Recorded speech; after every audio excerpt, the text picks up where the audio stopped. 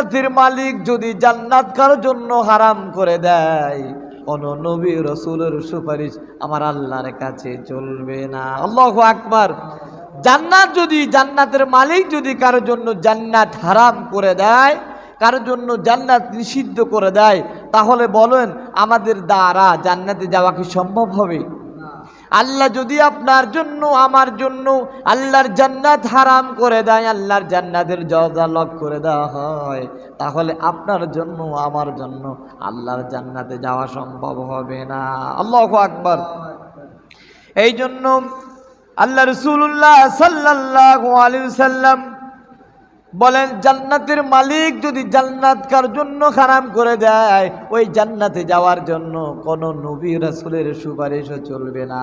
এই জন্য আল্লাহ রাসূলুল্লাহ সাল্লাল্লাহু আলাইহি সাল্লাম হযরত মুআজ রাদিয়াল্লাহু তাআলা আনহুকে লক্ষ্য করে বললেন, লা তুশরিকু বিল্লাহি শাইআ ওয়া ইন কুতিলতু হুররিকাত। ও আমার সাহাবারা, জেনে রাখো, তোমরা আল্লাহর সাথে কাউকে শরীক করো না, যদিও তোমাদেরকে হত্যা করা হয় এবং যদিও তোমাদেরকে আগুনে পুড়ে মারা হয়। যদি তোমাকে আগুনে পুড়েও মারা হয়, তারপরেও আল্লাহর সাথে কাউকে শরীক করা যাবে কথা বলেন ঠিক কিনা? বেলাল, হযরত বেলাল, কালো সেই কুচিত বেলাল আল্লাহর সাথে শরীক করেন নাই। তিনি একবারই বলেছেন, আল্লাহ কুল হু আল্লাহু আহাদ, আমার আল্লাহ এক, আমার আল্লাহর কোনো সঙ্গী নেই, আমার আল্লাহকে কেউ জন্ম দেন নাই, আমার আল্লাহর সমকক্ষ কেউ হতে পারে সুবহানাল্লাহ।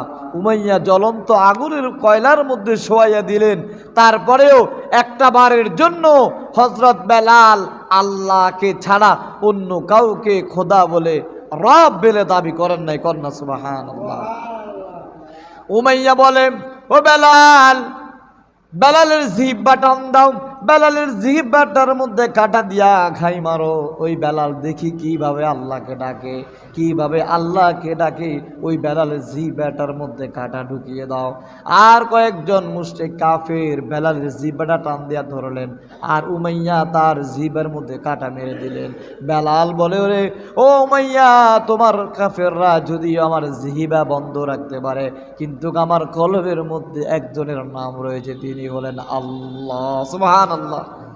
কলবের মধ্যে একজনের নাম আছে, তিনি কে? আল্লাহ। উমাইয়া জিহ্বা বন্ধ করতে পারো, মুখ সিলাই দিতে পারো, আগুনের কয়লার মধ্যে আমাকে শোয়াইয়া রাখতে পারো, কিন্তু আমার দিল থেকে, আমার কলব থেকে আল্লাহর নাম মুছে ফেলা যাবে না।